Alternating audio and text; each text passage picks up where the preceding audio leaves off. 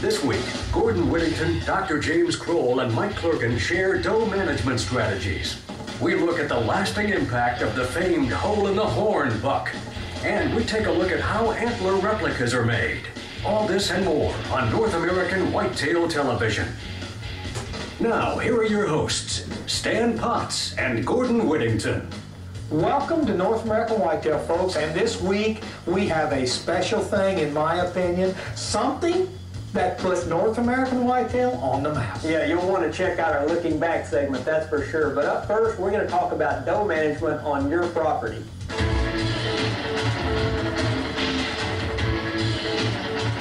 This week we're talking about doe management, and it is as important as buck management. For instance, Mother Nature, whenever there's 100 fawns born in the spring, 52 of them will be bucks, 48 of them will be does, because natural mortality on bucks is greater. But then you have hunting, and when you have hunting, naturally everybody wants to shoot bucks, so doe management is so important. You have to at least shoot as many does as you do bucks every year. If you do your part and do that, then doe management works. And this week, that's what we're talking about, doe management. One of the most fun doe hunts I've ever been on was a few years ago up in North Texas, up in the Panhandle, where we were trying to take out some deer for management purposes, but it really became a classic stalk for an ancient doe. Let's check it out. Hey, we're here at Bel Iron Ranch, and we're trying to exercise a little doe management. Have a lot of doe permits for this property. Huge population of deer along this river bottom in the Texas Panhandle. Lots of prime doe out there feeding in the food plot. Gordon is getting himself in position, slipping in, and using the cover to his advantage to get himself in a perfect position to make a perfect shot on this doe.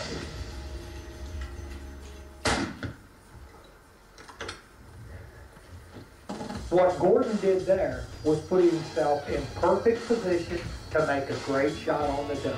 He had his sticks, he had the good rest, and it's as important when you're harvesting does as it is when you're harvesting bucks. That's how you want to do it. Clean shot, out in the open, good light, clearly identified target. Yes, we're getting pretty good.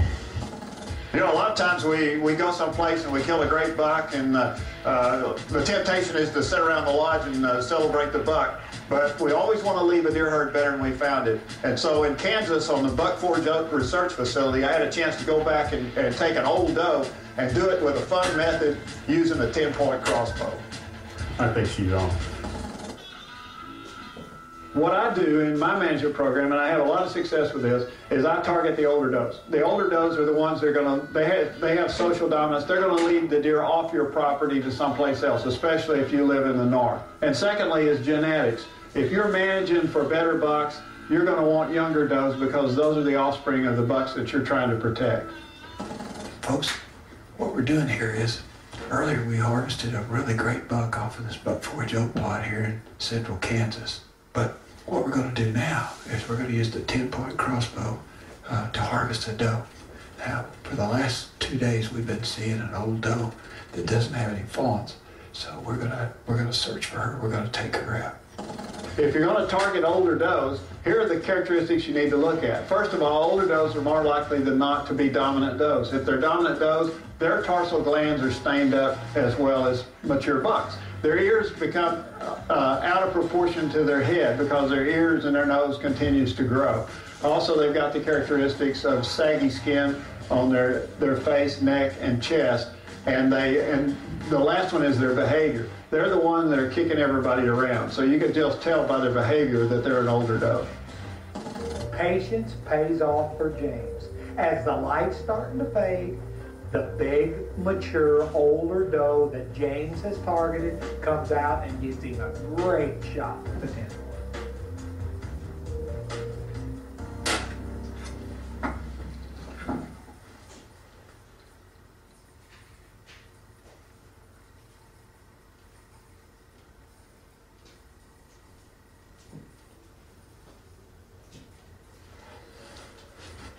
I think she's down. Man, I tell you what, shooting a doe's fun.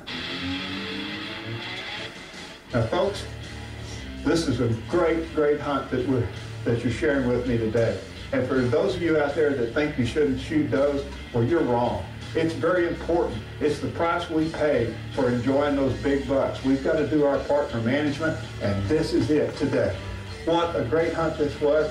We hunted a trophy doe, we picked out an old doe, and now we got some great, great venison to go through the winter with. Now we're going to go along with my buddy Mike Clerkin in his home state of Indiana. And he's a longtime cameraman in North American Whitetail, but what a lot of you don't know that I do know, Mike Clerkin is a hunter. He's a predator.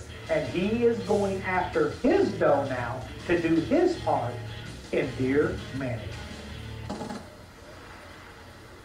Perfect winds going uphill, actually coming out of the south.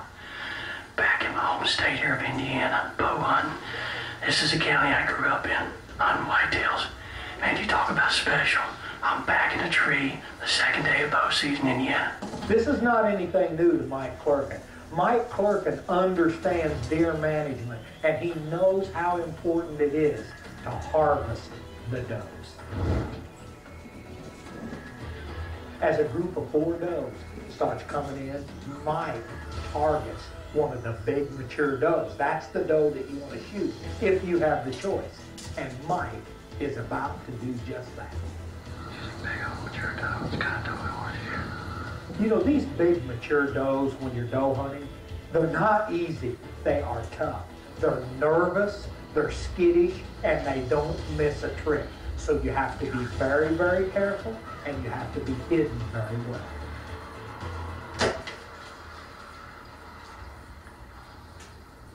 Back in Indiana, I'm with Archery Extreme Outfitter Sean Brown. And he wanted me to shoot some does. And as you can see, we waited a long time for the perfect shot. Downhill, quartering away. Arrow went right through. Perfect shot.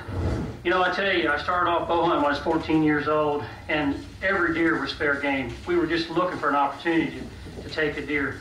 As I grow older, I realize it's more about the management practices that we do today and what great improvements we've done with that. Now, obviously, early October, it's a great time to take a doe like this. She's big, she's mature, and it definitely helps the herd. And I'm very pleased to have her on the ground and very pleased to be a bow hunter. Here at North American Whitetail, we're not just about big bucks. We're about overall deer management. And you know that if you followed North American Whitetail magazine and seen what we've done over the years. And that's why we have Dr. James Kroll as our authority on deer management. You know, we read and hear a lot and see a lot about where to place an arrow or bullet to quickly and humanely kill a trophy buck. And that is very important. But it's also important to have those same kind of considerations for does. Now, let's be honest. You know, we're harvesting bucks primarily for trophies and venison as secondary. But when we kill a doe, we're doing it for one or all of the following reasons. First of all, it's management to help control deer population. Number two, it's recreation. It is fun to hunt does, especially old does. It's just as hard to kill an old doe as it is an old buck. And the last one is it produces a healthy, wholesome food product, one that I enjoy quite often. Now, that said, where then should we place our arrow or bullet to humanely kill a doe and yet produce as good a quality meat as we possibly can get? Well, there's 3 places you can shoot a doe. You can shoot her in the head, you can shoot her in the neck, you can shoot her in the shoulder chest area. I do not like the head. Of course, you would never want to shoot a deer in the head with an arrow. I do not like the head. It's a very small kill zone, and it's the highest crippling area on the deer. The neck can produce a quick kill, but you have to be a very proficient shot. You can only use a rifle to do that, or slug, and you have to place it properly, have to be close. That leaves the area that I prefer, and that is the shoulder rib area. There's absolutely no reason to punch a bullet or certainly an arrow through the shoulder because you're going to damage more meat that way. So that leaves us the rib cage. If you shoot high on the rib cage or punch through the middle of the rib cage, that doe is going to die very quickly and humanely, and if she runs, she's not going to go very far. You're going to be able to find her. So the best place is to punch right through the ribs. If you do that, whether it's an arrow or a bullet, you're going to have wholesome, healthy venison to eat. Gordon, folks, On Target, James Kroll. I really like that segment because shooting a doe is no different than shooting a buck. You do the very best job you can and an ethical shot. Absolutely, Stan. And coming up, we're going back to Illinois for our Deer Factory series. You don't want to miss that. But up first, the most famous deer in North American Whitetails history. Looking back, brought to you by ScentLock. Get ScentLock and see more deer. If there is one single whitetail deer on earth that you would say is the mascot of North American Whitetail magazine, absolutely hands down, it is the hole-in-the-horn buck found dead on a railroad track or near a railroad track in Ohio in 1940. And it was a shocking experience to see that deer on the December 1983 cover of North American Whitetail. I was just blown away. I will never forget getting that magazine out of the mailbox and seeing that deer on the cover and reading about that. And if I remember right, it was Dick Idle, friend of both of ours, that discovered that deer. The hole-in-the-horn buck, then and today, in my opinion, and the opinion of a lot of whitetail people all across North America, is the greatest whitetail ever. Well, a spectacular animal with those dark chocolate antlers and all those big drop tines, and of course that mysterious hole in one of the drop tines that gave him his name. And what a cool name for a deer, huh? Hole in the horn. Stuck. People, when you say the hole-in-the-horn buck, anybody that knows anything about whitetail deer knows exactly what deer you're talking about. And he's got a certain amount of mystery still to him. He's been from back in the old days, and we really don't know all the facts about him, but that actually just adds to the coolness of the whole story. Absolutely, and I'll tell you folks, I've had him in my hands, and so has Gordon, and I wish every whitetail hunter out there could actually touch and hold the hole-in-the-horn buck, and you would realize exactly what we're talking about. He's special. North American Whitetail, brought to you by Zeiss Optics.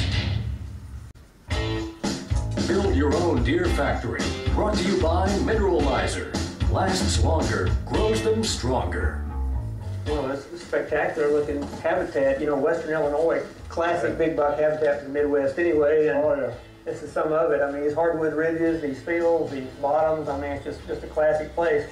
Folks, we were here last week with our friend Matt Hughes in Western Illinois, talking to him about his property here, the old family farm, and had great memories here from over the years of hunting and growing up around here.